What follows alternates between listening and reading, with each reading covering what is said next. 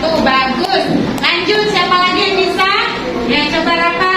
Adanya Yayasan Himata menunjukkan bahwa bangsa Indonesia bahu-membahu memastikan bahwa setiap anak Indonesia mendapatkan kesempatan memperoleh pendidikan. Nah, apakah semua anak mendapat kesempatan yang sama memperoleh pendidikan? Iya, ya. Pemerintah memberi kesempatan, cuma tadi ada berbagai faktor kenapa anak-anak tidak bisa mendapat kesempatan. Salah satunya tadi apa? Faktor ekonomi atau tidak ada biaya. Terus apa lagi tadi? Iya, sekolahnya jauh dari tempat tinggal atau susah dijangkau karena mungkin daerahnya terisolir, gitu ya. Kita lanjut. Nah, mari kita lihat pasal 31 ayat 1 Undang-Undang 1945. Apa bunyinya? Coba kita baca bersama. Setiap warga negara berhak mendapat pendidikan. Iya, tadi sudah kita bahas bahwa kita telah mendapat kesempatan sekolah atau mendapat pendidikan. Dari pasal ini pun kita tahu apa hak kita sebagai warga negara mendapat pendidikan. Betul, mempunyai hak ya mendapat pendidikan. Selain itu kita mempunyai kewajiban sebagai pelajar. Ya, nah kewajiban apa saja? Coba Awalia. Belajar yang rajin, betul. Coba Aurel. Mentaati peraturan. Jadi kewajiban-kewajiban yang sudah kamu buat itu adalah janji kamu, ikrar kamu, ya, yang harus kamu penuhi. Nah, pertanyaan dari ibu, ya, ada 3 pertanyaan. Nah, untuk pertanyaan-pertanyaan ini, ibu beri waktu lagi untuk berdiskusi dengan teman sebangkumu. Ibu kasih waktu 5 menit. Kita mulai dengan pertanyaan pertama. Jelaskan mengapa kamu memilih janji tersebut. Apakah janji tersebut memberi manfaat bagi keberhasilan pendidikan kamu? Apa tadi yang kamu diskusikan? Coba? Ya, Rafa?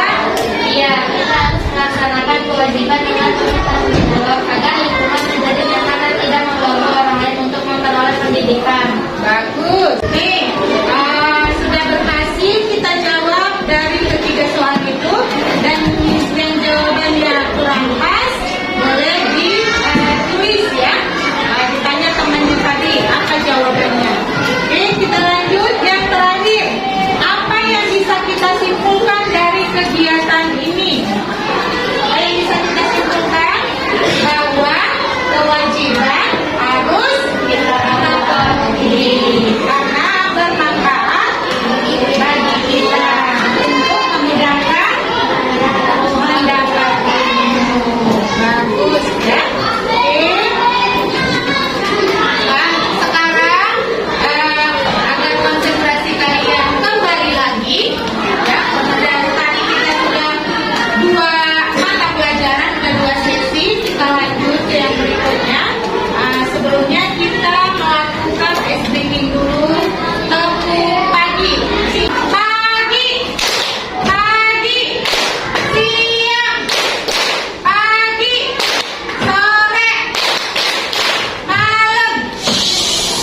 Bagus, sudah konsentrasi semua. Ya, kita lanjut pelajarannya. Perhatikan ke slide. Nah, pada gambar, apakah kalian tahu gambar apa itu? Bagus, peta Asia Tenggara. Apakah kalian tahu di Asia Tenggara ini ada bentuk kerjasama antar negara-negara yang ada di Asia Tenggara? Namanya kerjasama apa? ASEAN. ASEAN itu ada berapa negara anggotanya? 10. Coba sebutkan. Indonesia, Malaysia, Ibu nanti akan memberikan tugas. Sebelum kita melaksanakan diskusi, Ibu sudah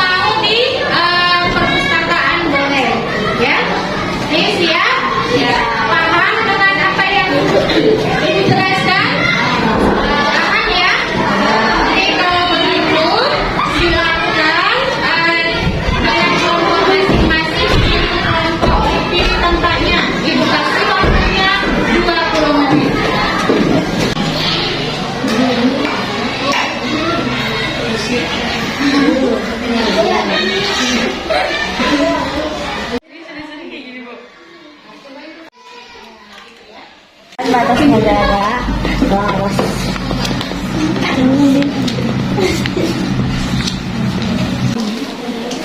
Persamaan negara Kamboja dan Laos, sama-sama negara ASEAN, sama-sama dilewati sungai Mekong, memiliki suku yang sama yaitu Thailand dan Cina, menganut agama yang sama yaitu Buddha dan Katolik, dan mengembangkan kegiatan pertanian sektor negara luas dan Kamboja sudah terbukti.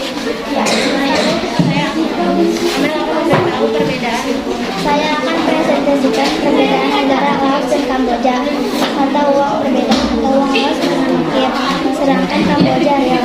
Laos memiliki nama asli asal Danulat, bangsa Kubancai, bangsa Sonao. Kamboja memiliki nama asli Kapusea, kepala negara Laos presiden. Kamboja raja.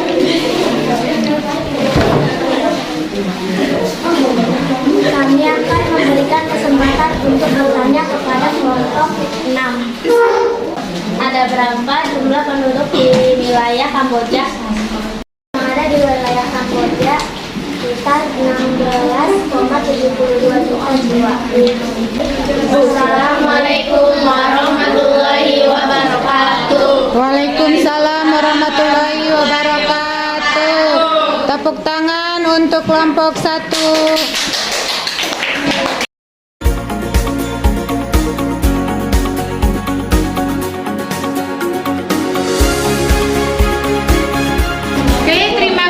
Untuk semua kelompok yang telah mempresentasikan hasil diskusinya. Pause untuk kita semua. Ayo kita bareng-bareng tepuk tangan.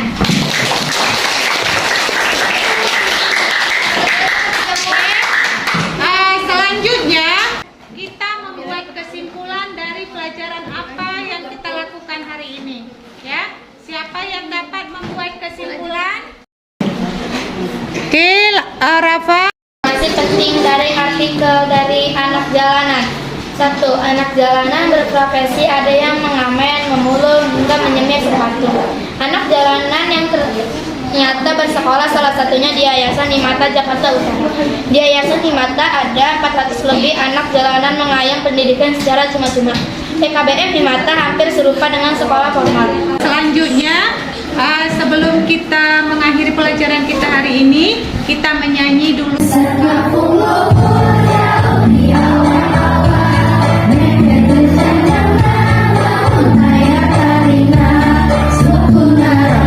menyanyikan lagu Manuk Dadali. Sekarang, Ibu mau bertanya, apakah kalian senang pembelajaran hari ini? Senang. Ya. Bagian mana yang kalian senangi? Presentasi. Iya, bagus. Bagian presentasi ya, sama nyanyi ya. Selanjutnya pelajaran kita adalah tema 8 subtema 1 PB 5 ya. Terima kasih semuanya. Assalamualaikum warahmatullahi wabarakatuh. Waalaikumsalam. Assalamualaikum warahmatullahi wabarakatuh.